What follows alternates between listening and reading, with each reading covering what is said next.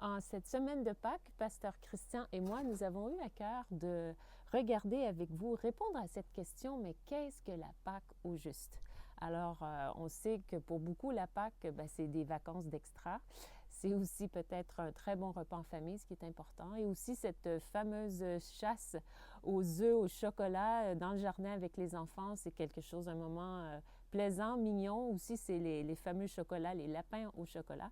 Mais nous allons regarder, la Pâque est beaucoup plus profonde et tout au long de la semaine, tous les jours, nous allons regarder avec vous ce sujet, se poser cette question, mais qu'est-ce que la Pâque?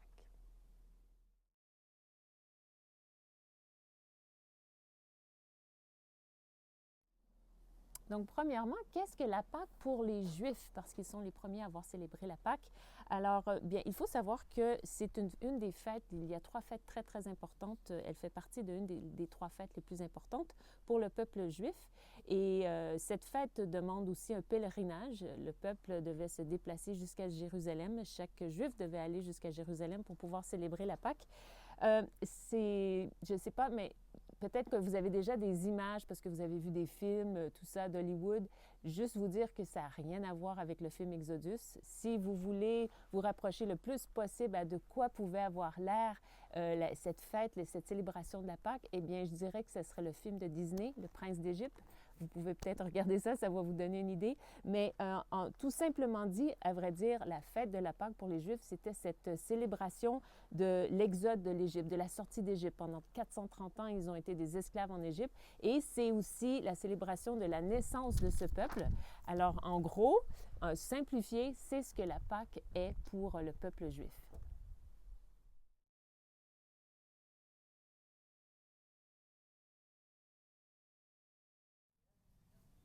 Alors maintenant, qu'est-ce que Pâques pour les chrétiens?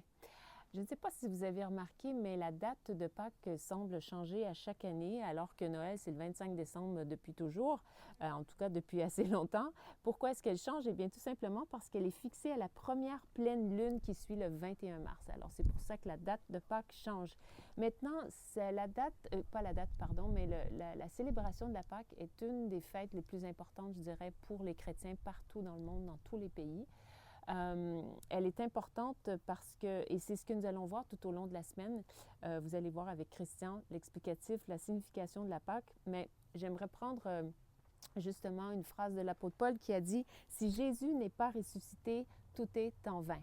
Alors oui, c'est vrai que la naissance de Jésus, elle est importante, mais à quoi bon avoir la naissance d'un sauveur s'il n'est pas mort pour nous et en plus ressuscité vivant aujourd'hui, ce qui fait la différence je dirais, de toutes les autres religions, c'est que nous avons un Dieu qui est vivant.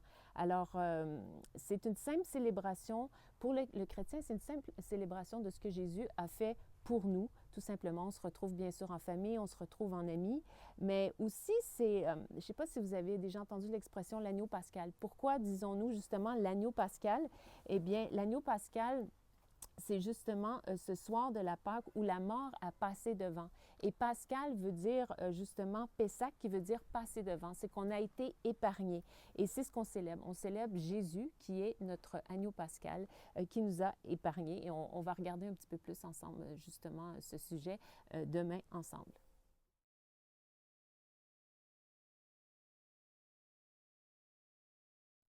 Et le verset du jour que je vous encourage à lire aujourd'hui, c'est Jean 1, 29. Bonne lecture!